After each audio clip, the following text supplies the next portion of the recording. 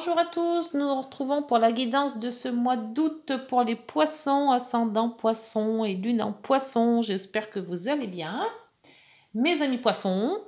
C'est parti pour la guidance. Alors, les nombres, l'oracle des nombres pour l'énergie de ce mois. Pour vous, poissons, ascendant poissons et lune en poissons. Service du mois. Sauter le mois de nouveau départ avec un beau trèfle, la lame 10, c'est excellent, excellent. Alors l'autre aussi, celui que j'ai fait avant là, vos amis Verseau, c'était pas mal aussi, c'était la chance que vous avez, mais de la chance c'est pareil, hein, c'est le trèfle. Alors le nouveau départ à la lame 10, qu'est-ce qu'on vous dit pour ce nouveau départ? La chance est avec vous. Ce nombre vous indique que vous devez foncer et agir en toute confiance. Vous serez protégé par des forces magnétiques positives et vous croyez en vous et agissez en étant serein, joyeux et enthousiaste. Souriez, votre journée promet d'être bonne.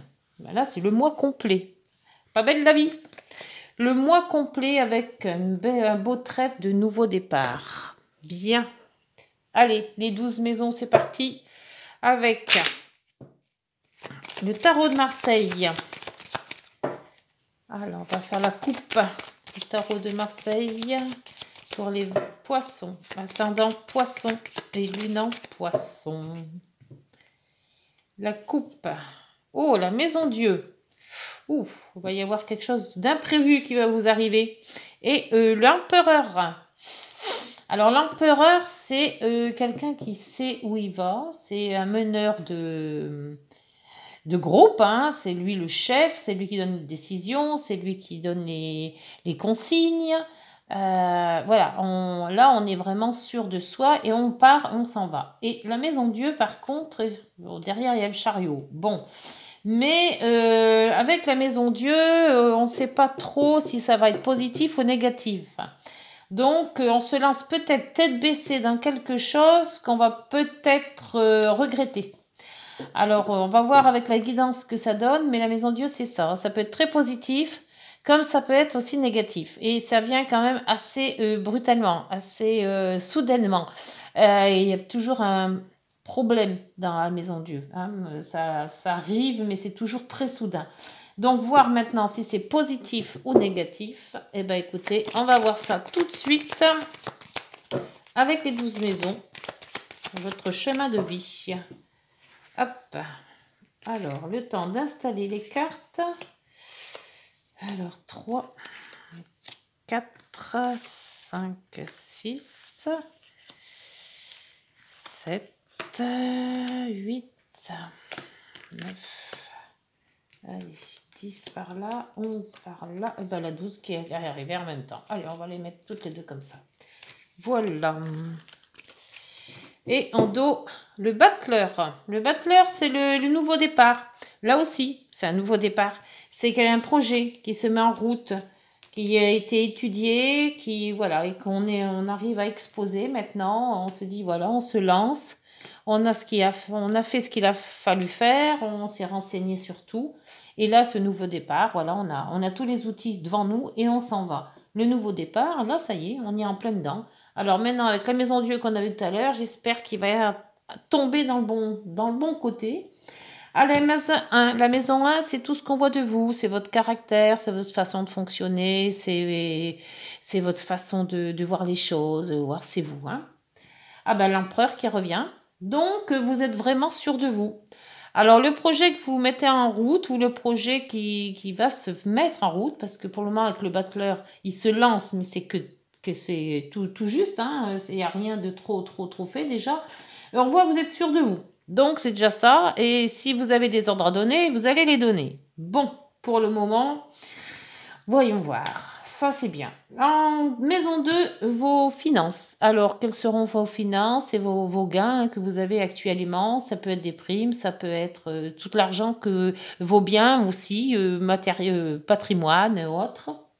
Le chariot. Chariot est une avancée positive aussi. Donc peut-être des gains, des primes, enfin ce que vous avez lancé va vous rapporter quand même de l'argent. Vous avez ce qu'il faut et vous vous lancez sûrement un nouveau projet. Peut-être un projet aussi par rapport à des banques qui vous ont accepté des prêts. Mais on voit que là, côté finance, c'est correct. Maison 3. La maison 3, c'est les rapports que vous avez avec vos communications, avec vos frères, vos sœurs, votre voisinage. C'est tout ce qui est aussi donc la communication et les petits déplacements. Le mât. Alors là, vous vous lancez. Alors, qu'est-ce que vous vous lancez avec la maison 3, c'est les autres et la communication. Peut-être parler plus, voir les gens et les communiquer plus posément. Vous vous approchez des personnes que vous ne connaissez pas.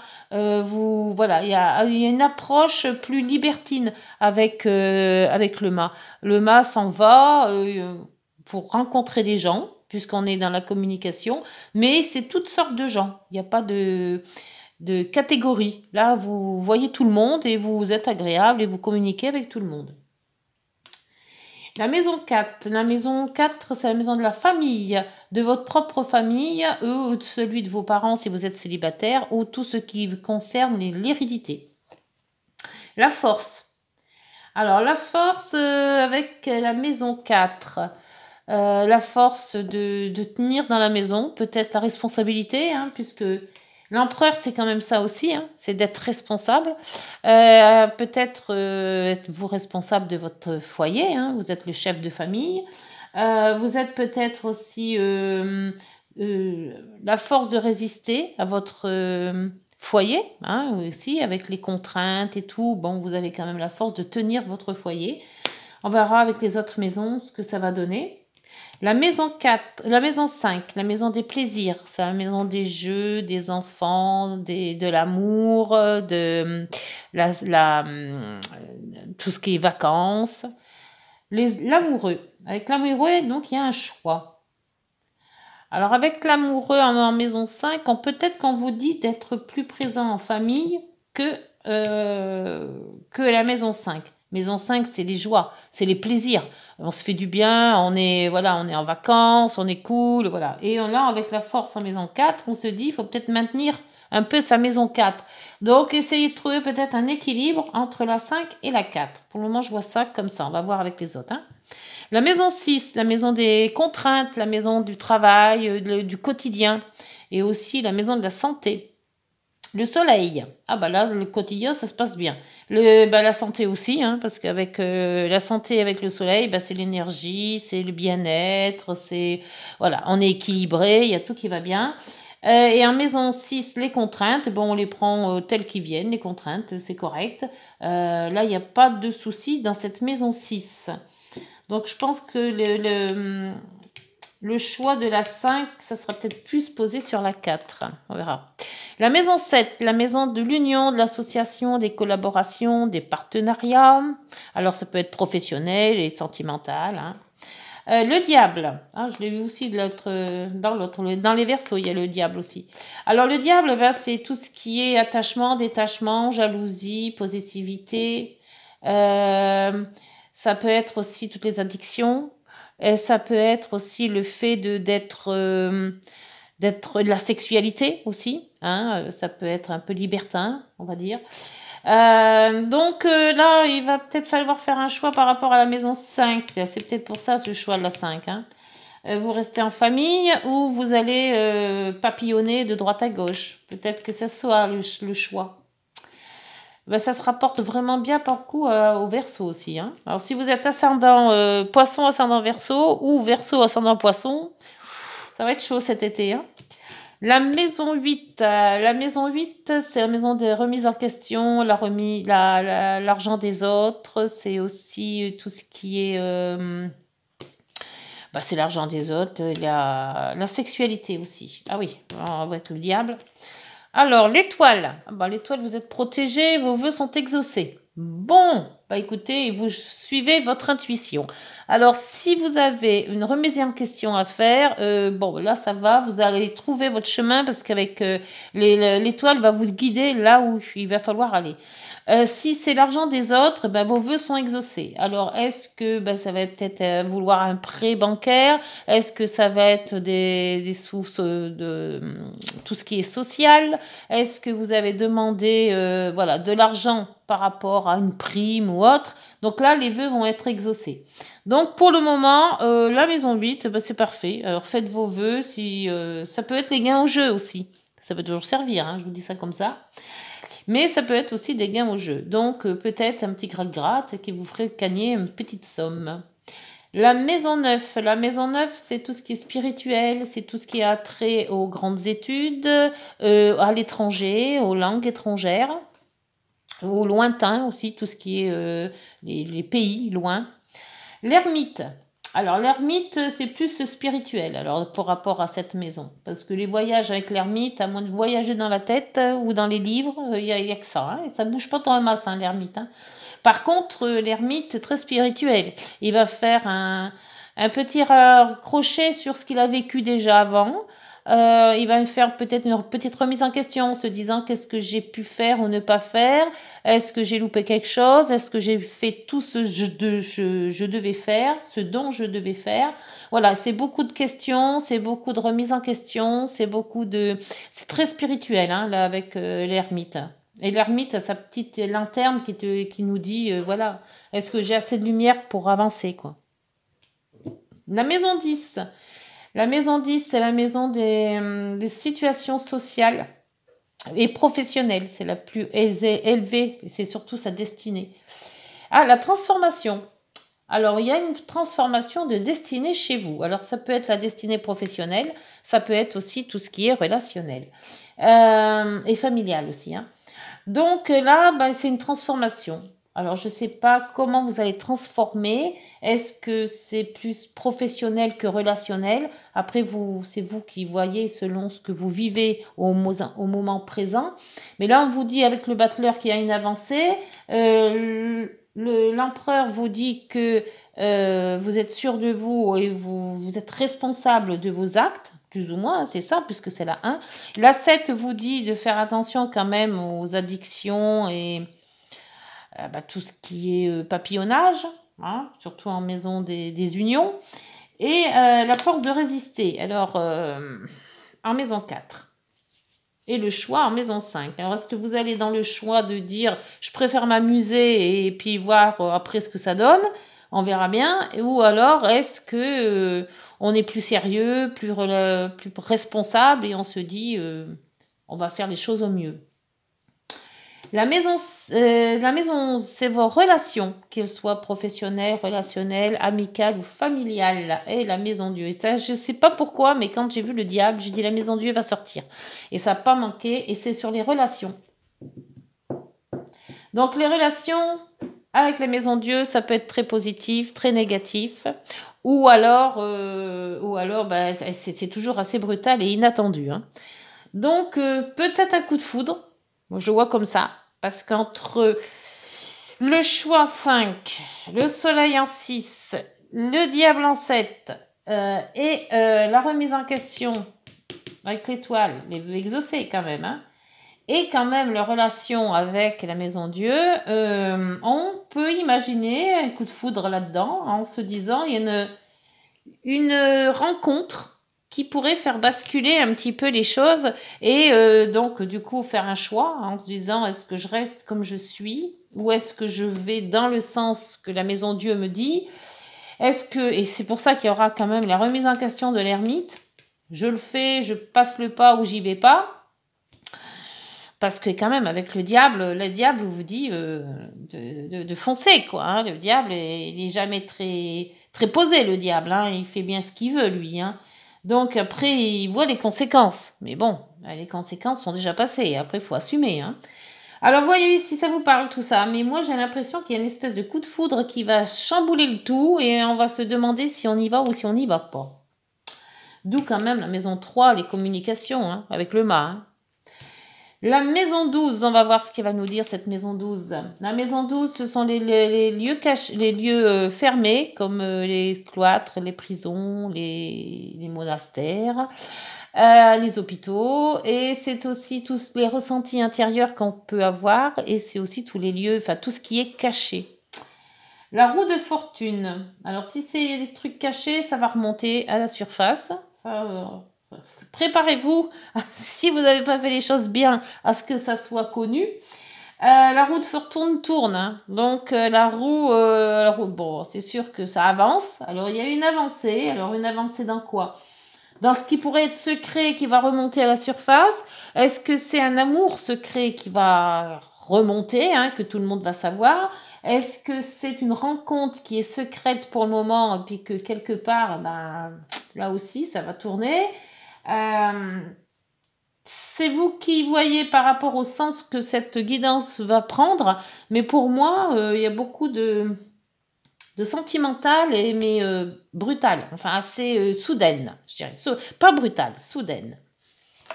On va voir avec les rêves enchantés des explications plus poussées sur ces 12 maisons.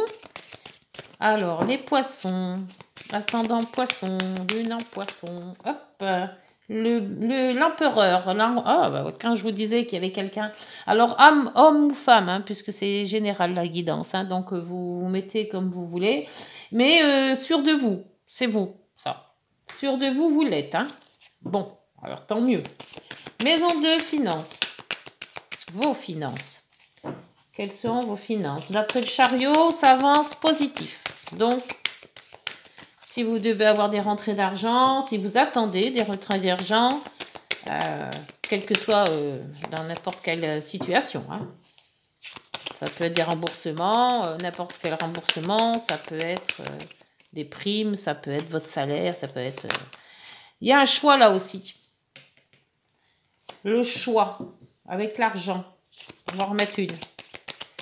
Une deuxième, s'il vous plaît, sur la maison 2. Le choix de faire quoi?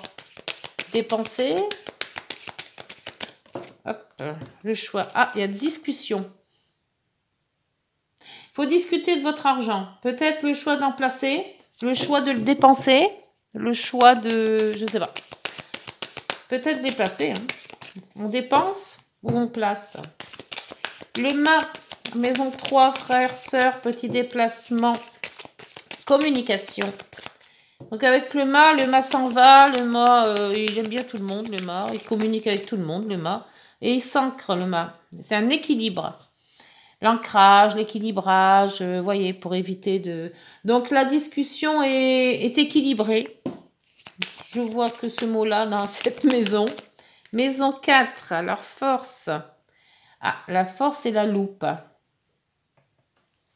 Il y a quelque chose dans cette maison 4 qu'il faut mettre qu'il faut regarder de plus près. Alors, est-ce que il y a une triangulaire dans tout ça? La force de résister à d'autres, la force de fermer les yeux, de ne rien voir. Avec la loupe, vous dit de vous intéresser de plus près à certaines personnes, peut-être. Alors, avec l'amoureux, maison 5, s'il vous plaît.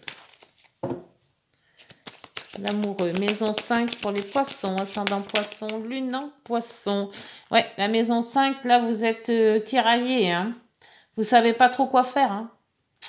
Parce que là c'est le choix et le labyrinthe, c'est le choix aussi, hein. On tourne en rond, hein. Alors, c'est quoi ce choix, s'il vous plaît? Maison 5. Moi, j'ai l'impression que c'est ça. C'est l'amour, il y a un coup de foudre sur quelque chose, mais on ne sait pas si on doit aller sur le coup de foudre ou si on doit rester là où on est. Ah, il y a la lune et le voyage. Ah ouais, c'est ça. La lune, c'est l'instabilité. Ah, et là, le voyage, ouais, c'est ça, hein, c'est la distance. Prendre de la distance, peut-être. C'est les voyages, c'est le choix, la stabilité, le choix. Ouais, essayez de prendre du large, voir si c'est pas mieux. Alors, le quotidien avec le soleil. Et la santé surtout aussi. Donc, je pense plutôt que c'est la santé là, parce que le quotidien, avec le stress là, et on tourne en rond, on te boucle, ça m'étonnerait qu'on soit bien dans le quotidien. Hein. Pour moi, c'est la santé qui va bien. Hein. Ou alors on se plaît à faire ça, hein. Mais bon, ça m'étonnerait. Ouais, c'est la santé, c'est bien ce que je disais. La 6, c'est la santé. Donc vous avez quand même une bonne santé, c'est déjà pas mal.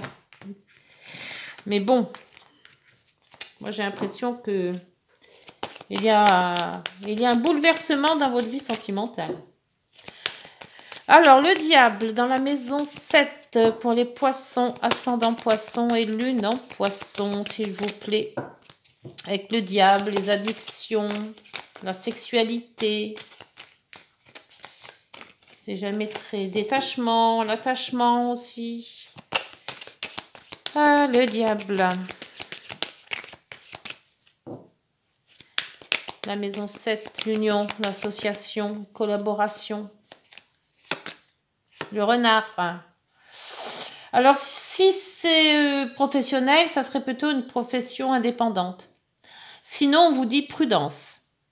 Alors, mettez ça comme vous le voulez, d'après ce que vous vivez. Maison 7, prudence avec le diable. Hein.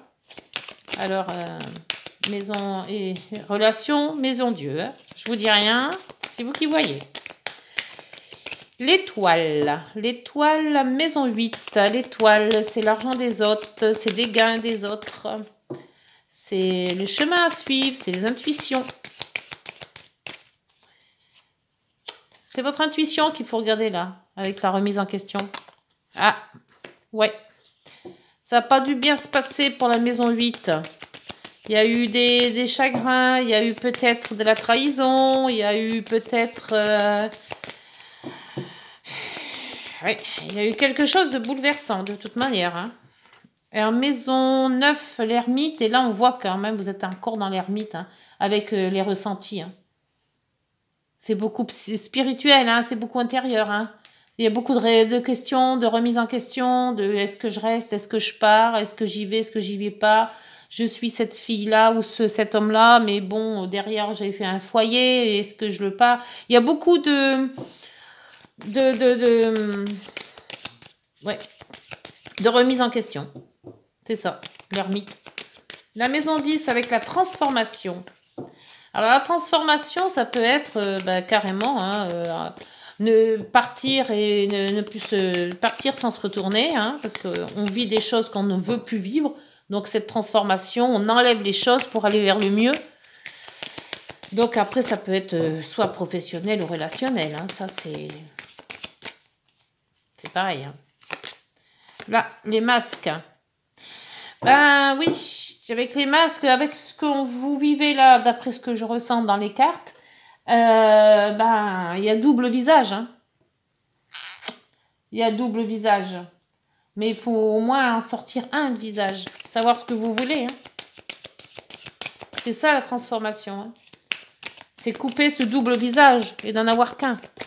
Faire voir son vrai visage, justement.